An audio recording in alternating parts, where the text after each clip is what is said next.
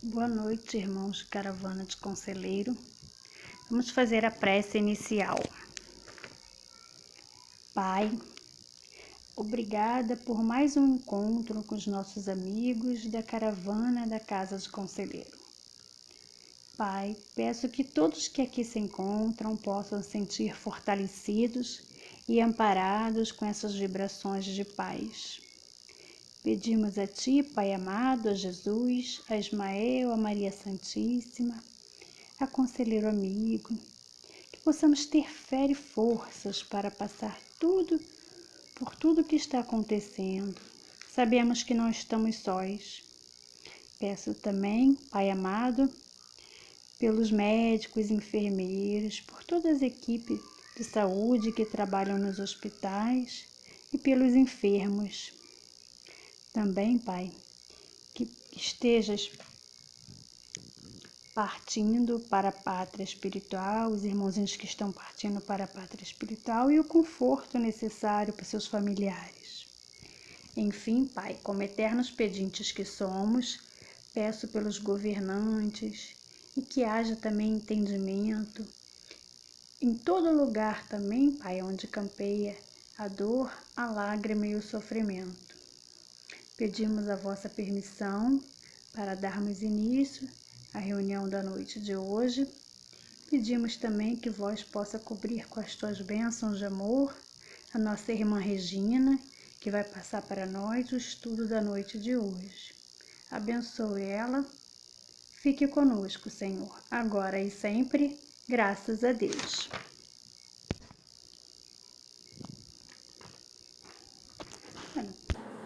Boa noite, meus irmãos caravaneiros. Nós estamos nesta noite reunidos para mais um estudo do Livro dos Espíritos.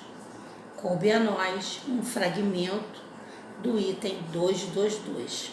O item 222 é um item diferenciado do Livro dos Espíritos. Ele não se constitui de uma pergunta com uma resposta, mas sim um resumão, vamos assim dizer, que Kardec faz sobre tudo que foi estudado naquele momento. Ele é uma questão única e para facilitar a nossa compreensão, uma questão de tempo, nós fragmentamos o estudo do item 222. Para começar, eu trago para vocês uma afirmativa de Milanês com relação à reencarnação. Ele diz que a reencarnação é a troca de vestes para a renovação dos sentimentos. Vamos pensar nisso? Leon Denis, no livro O Grande Enigma, nos diz o seguinte: o espírito encarna tantas vezes quantas forem necessárias para atingir a plenitude de seu ser e de sua felicidade. Olha como as duas coisas encaixam, né? Porque quando Miramês me diz que a reencarnação é a troca de vestes para a renovação dos sentimentos, e Leon Denis me diz que eu vou encarnar tantas vezes quanto forem necessárias para atingir a plenitude de seu ser e de sua felicidade, elas se completam, porque eu só conseguirei ser pleno trocando de vestes, renovando os meus sentimentos muitas e muitas vezes. Eu só vou alcançar realmente a felicidade no real sentido da palavra trocando essa veste por várias e várias vezes, renovando-me, né? Então eles se encaixam perfeitamente. Mas antes de nós cairmos no nosso fragmento do item 222, vamos fazer uma rápida recapitulação do que a gente viu sobre a reencarnação até o momento. E nós vimos o seguinte, neste item 222, nós vimos que a reencarnação não surgiu com o Espiritismo. A reencarnação é um conceito e ela é admitida há muitos e muitos séculos. Várias e várias filosofias e doutrinas admitem a reencarnação. Não é uma novidade que o Espiritismo está trazendo. nós também vimos que há os que não creem em nada após a morte. Há os que acham que morreu e acabou. Se morreu, acabou, é óbvio que não pode se voltar, não se pode reencarnar, né? Também vimos que há os que creem que existe alguma coisa após a morte, mas eles não admitem o futuro igual para todos. Uns vão para um lugar melhor, outros vão para um lugar não muito bom, outros vão para um lugar horroroso. E ponto. E aí fico, né? Não admitindo que esse futuro possa ser igual para todos, a gente põe por baixo o conceito de que Deus é justo. Então a justiça divina cai por terra. Como, né? Se eu tenho um Deus soberanamente justo e bom, como é que ele vai me impor o sofrimento perpétuo? Como ele vai simplesmente presentear uns com a felicidade plena? Seria ele realmente soberanamente justo e bom? Então esse conceito de justiça divina, ele cai com esse pensamento de que esse futuro não pode ser igual para todos. E o Espiritismo já não pensa assim. Hoje eu posso não estar muito bem, mas amanhã eu poderia estar.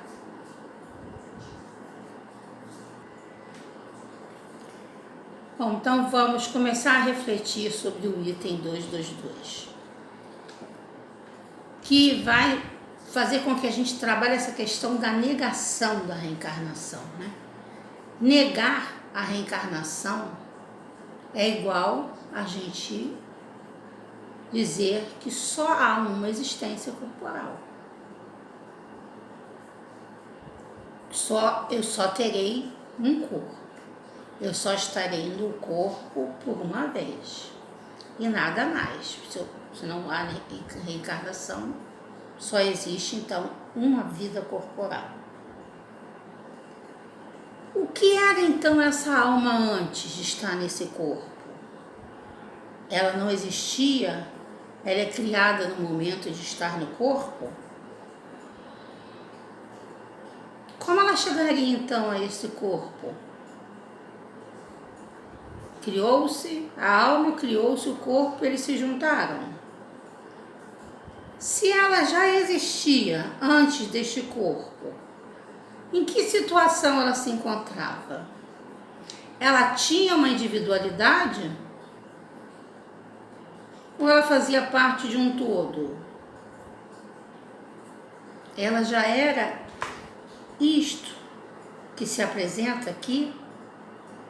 Ela estava estacionária, estática? Ou ela era progressista? Ela vinha caminhando, evoluindo? E como ela também chegaria a este corpo? Chegaria através dessa progressão ou dessa criação momentânea? Kardec, nesse item, ele traz para a gente 5 perguntas bem interessantes para que a gente medite. E ele diz assim: admitindo que não existia, né, a alma antes do corpo, pergunta número 1: por que mostra a alma aptidões tão diversas e independentes das ideias e da educação que lhe faz adquirir? Ora, eu não existia antes, vim habitar este corpo. Como é que explica a aptidão que eu trago? Eu não existia, então não houve um aprendizado antes. Eu hoje estou sendo educada, conduzida para seguir esse caminho, mas eu estou mostrando uma aptidão que essa educação não está me proporcionando. Como explicar isso? A segunda questionamento de Kardec: De onde vem a aptidão extranormal que muitas crianças em tenra idade revelam? Nós temos visto aí no YouTube, né, nos vídeos que a gente recebe, crianças pequeninas tocando instrumentos, falando outras línguas, dançando como um bailarino já trabalhado. De onde que vem isso? Ela não existia, ela acabou de ser criada. Terceira, de onde em uns as ideias inatas ou intuitivas que noutros não existem? Por que uns têm intuições, ideias inatas e outros não? Se todos somos criados no mesmo tempo, se não existimos antes, de onde que viria isso? Quarta, de onde em certas crianças um instinto precoce que revelam para os vícios ou para as virtudes, os sentimentos inatos de indignidade ou de baixeza, contrastando com o meio em que elas nasceram.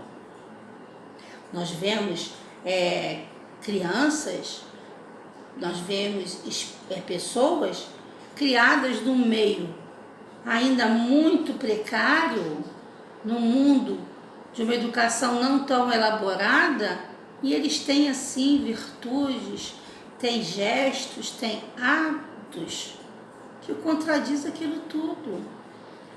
Outro dia eu vi uma reportagem de uma criança que montou uma biblioteca na comunidade que ela mora.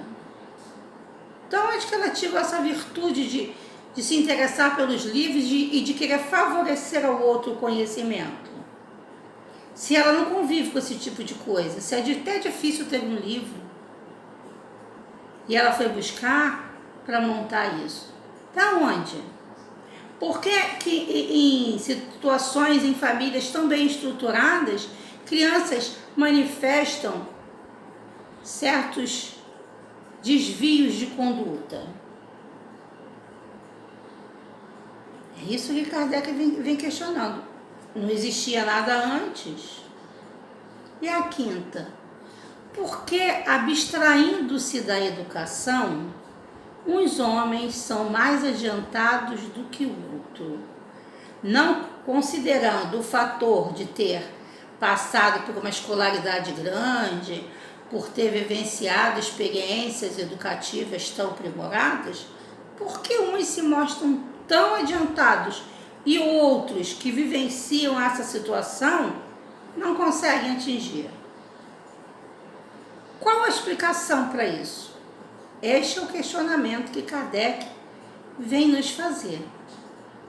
E ele pergunta qual a filosofia ou teosofia que responde a isso. Só o Espiritismo, até o momento que eu conheço. Tá? Então ele coloca lá, uns dizem que essa negação, que não existia nada, que a alma, antes de estar neste corpo, não existia, e que todos esses dons, essas aptidões, essas colocações que a gente apresenta, que elas dependem do organismo, ou seja, do corpo, né? Do corpo. Eu sou um exímio jogador de futebol, um atleta, porque o meu corpo favorece.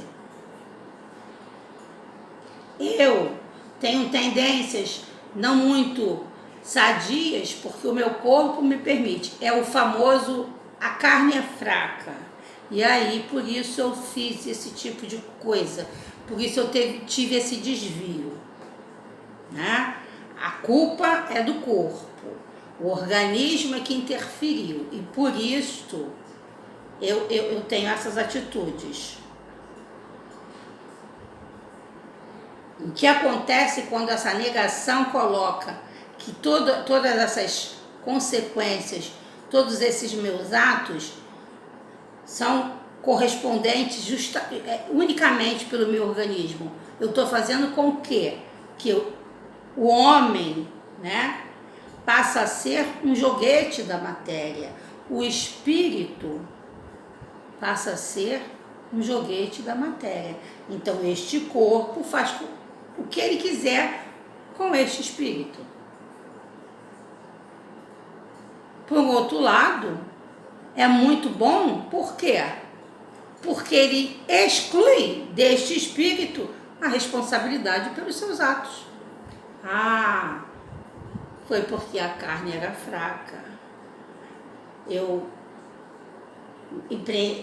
me perdi por este caminho porque a carne era fraca, eu me deixei levar pelo vício, eu me deixei levar pelas companhias.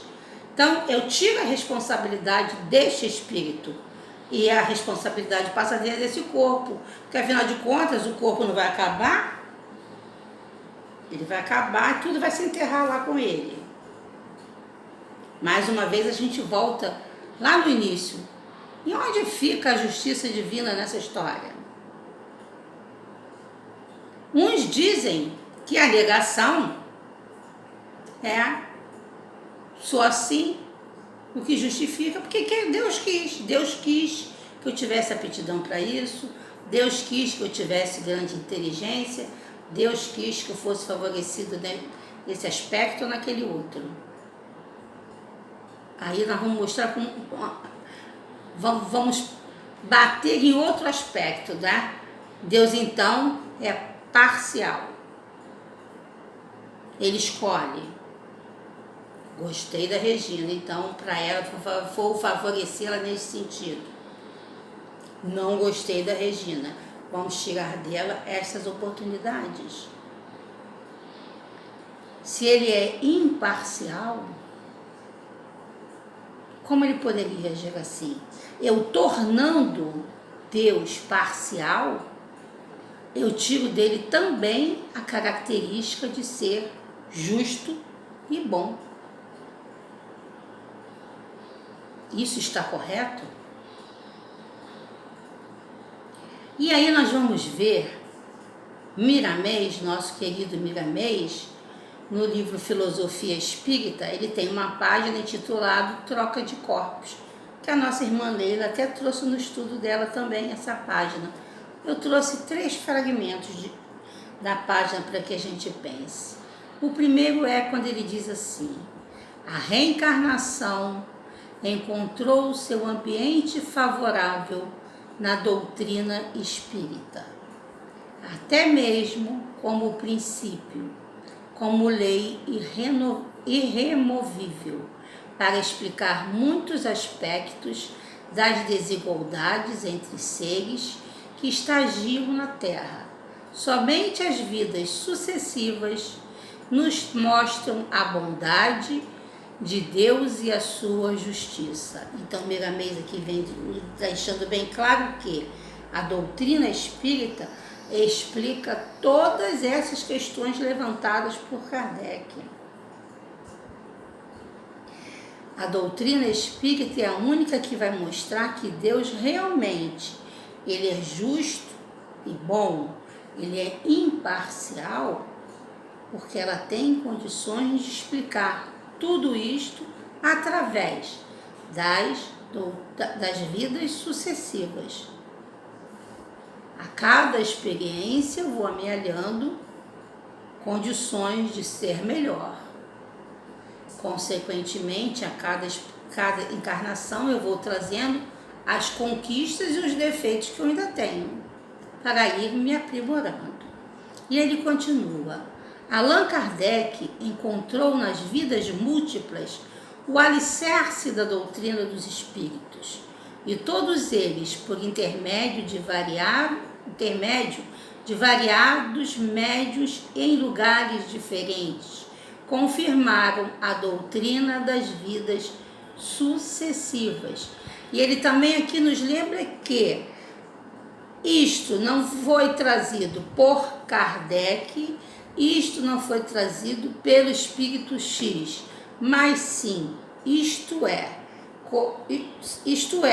uma colocação feita por vários espíritos, através de diversos médios, em vários lugares, que Kardec apenas apegou tudo e codificou.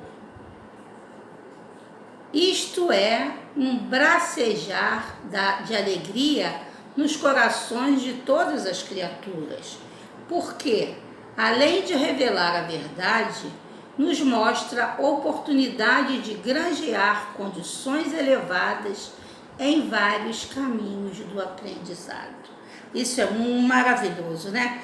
Quando ele diz que é um granjear de alegria nos corações de todas as criaturas, porque admitindo com a pluralidade das existências, com a reencarnação, eu posso já começar a ser feliz, porque se hoje não estou tão boa, amanhã poderei estar melhor.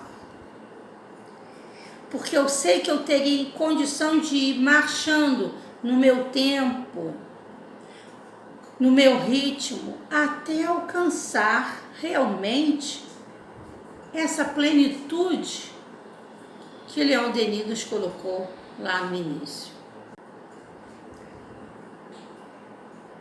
E no outro pedacinho, Miramês continua. Compete a todos os companheiros, principalmente da área espírita, meditarem na reencarnação, na sua função divina e humana, passando a melhorar moralmente. Vou dar até uma paradinha, porque ele veio aqui falar para nós, especificamente para nós, que nós temos que meditar a reencarnação na função divina e humana. O que é isso? Reencarnação na função divina e humana. Eu tenho que buscar o crescimento, o progresso moral, o intelectual também. Eu tenho que buscar não só esperar que a espiritualidade me favoreça as coisas, mas eu tenho que fazer por onde merecer os favorecimentos, as ajudas e as conquistas. Sou eu quem constrói este caminho. E ele continua: a reforma moral é semente de luz a iluminar os caminhos do futuro. Então, essa construção só vai acontecendo a partir da minha reforma moral. Essa reforma moral que é essa semente que vai iluminar os meus caminhos. Porque não adianta eu só buscar essa questão humana de crescer intelectualmente, de buscar os conhecimentos da matéria. Eu não serei evoluído, eu preciso trabalhar a minha moralidade também. Eu preciso construir esta moralidade. E aí quando ele diz, né? A reforma moral é a semente de luz que vai iluminar os caminhos. Porque a partir do momento que eu for moralmente evoluindo, todo o restante vai acontecendo também. E fecha dizendo assim: estudemos, pois, as grandes vidas, analisemos as menores, para que a nossa razão nos mostre a realidade em Cristo. E aí ele dá aqui uma receitinha de bolo. Tá confuso? Tá indo na dúvida? Examina as grandes vidas. Grandes vidas, que ele disse, ele não disse os grandes conquistadores, as grandes conquistas, ele disse as grandes vidas, aquelas vidas que valeram a pena, aquelas vidas que não perderam tempo, aquelas vidas que não ficaram paradas no caminho. Temos milhares de exemplos. No nosso cotidiano, hoje, nós temos milhares de pessoas que são grandes vidas, que fazem dentro do seu pequenino, mas fazem com que essa vida seja realmente grande no sentido de dar a ela o real valor, de dar a ela condições de favorecer o irmão, de ajudar. Grandes vidas que demonstram fraternidade, honestidade, humanidade. Então nos pautemos nessa grande vida. Mas ele também nos lembra o seguinte: analisemos as menores também. Por quê? Porque aquelas menores vidas são aqueles que ainda estão fracassando, ainda estão se perdendo do caminho, mas que a gente tem que estar sempre prestando atenção, não para julgar, não para discriminar, mas para aprender com os seus equívocos e não praticar os mesmos. Por isso que ele pede que a gente use, que a nossa razão nos mostre a realidade em Cristo. Então é o olhar cristão sobre aquela vida que está sendo produtiva no sentido do crescimento moral, o olhar cristão naquela vida que ainda não conseguiu esse crescimento moral. Porque o olhar cristão, ele vai olhar sem julgamento, ele vai olhar para aprender. É assim que dá certo, por aqui eu vou, aqui desse jeito não está dando certo, por aí eu não posso ir. Que o meu irmão seja orientado e despertado no seu momento. Muito interessante essa colocação de Miramês, Eu sou fã. E nós temos aqui ainda, voltando a Leon Denis, no livro Problema do Ser, do Destino e da Dor, ele nos coloca o seguinte: devemos ver na pluralidade das vidas da alma a condição necessária à sua educação e aos seus progressos.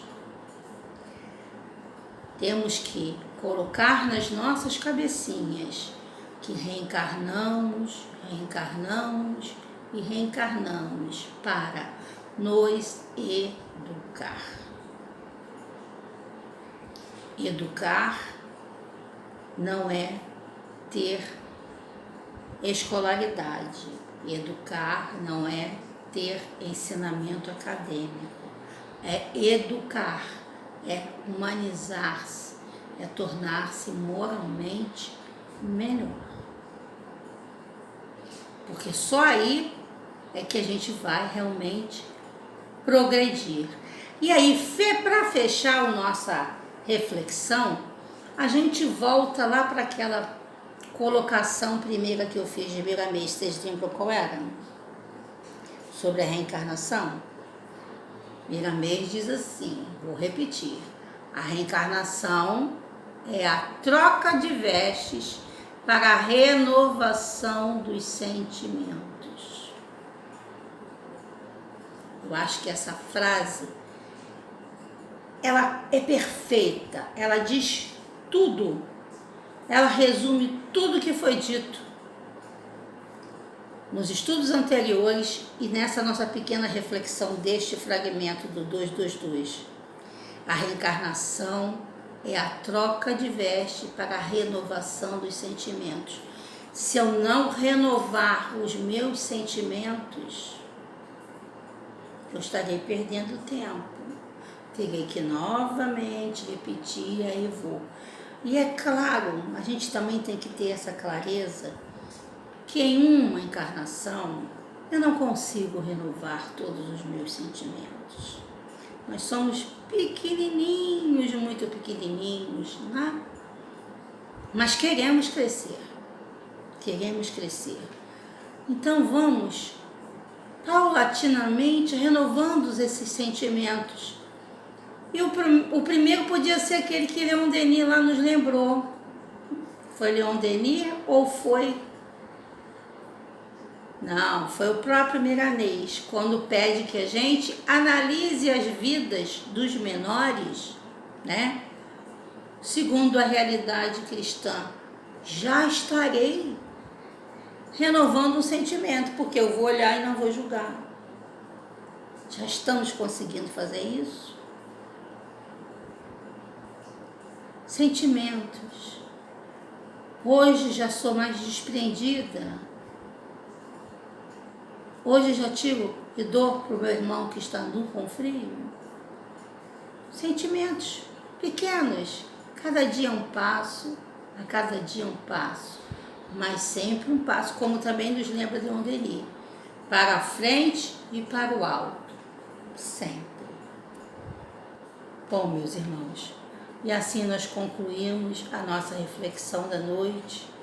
Espero ter conseguido trazer um pouquinho de esclarecimento, de um momento assim de pararmos, meditarmos e nos prendermos a que Miramês nos pede.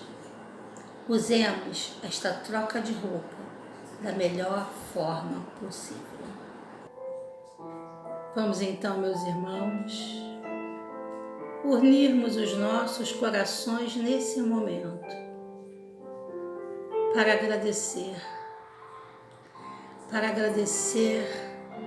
ao Pai de misericórdia, ao Pai soberanamente justo e bom, a oportunidade que concedeu a todos nós de reencarnarmos sucessivamente, a oportunidade, o amor que nos dá, compreendendo as nossas fraquezas e a nossa lentidão neste crescimento. Agradecer a sua misericórdia, o seu acolhimento, a sua intercessão através dos seus mensageiros, através de Jesus, nosso mestre e irmão. E neste momento, também podíamos professar o nosso compromisso no empenho de buscar através dessas trocas de roupa realmente investir no nosso crescimento em termos da nossa moralidade.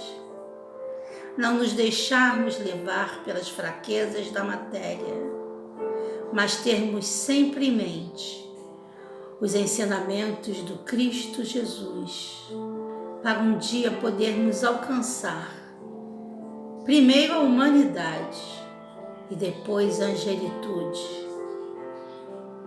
Certos, Pai, certos de que um dia alcançaremos tudo isso que Jesus nos ensinou, tudo isto que a doutrina dos Espíritos vem nos esclarecendo. Nós desde já agradecemos e queremos, dentro deste exercício, neste momento, rogar a Ti que ilumine, que toque os corações dos nossos irmãos ainda endurecidos, que seja levado o amparo, o acolhimento, o benefício a todos que nesse momento gemem, sofrem, que todos possam ser assistidos pelas Tuas falanges de luz.